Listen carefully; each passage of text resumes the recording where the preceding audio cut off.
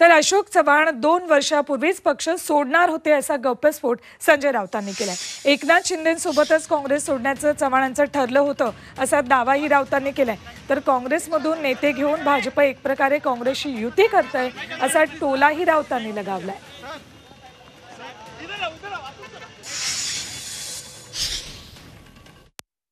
अशोक चव्हाण हे 2 वर्षापूर्वी पक्ष सोडणार होते, तुम्हाला मी आता सांगतो।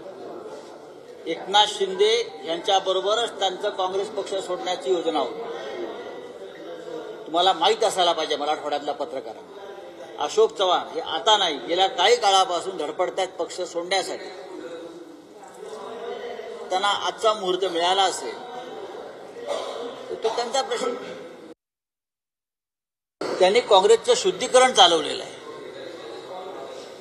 काँग्रेसमध्ये ज्यांच्यावरती भ्रष्टाचाराचे आरोप आहेत अशा सगळ्यांना आपल्या पक्षात घेऊन महात्मा गांधींचं जे स्वप्न होतं काँग्रेस शुद्धीकरणाचं ते भारतीय जनता पक्षाने स्वीकारलेलं दिसतंय। किंवा असंही म्हणतात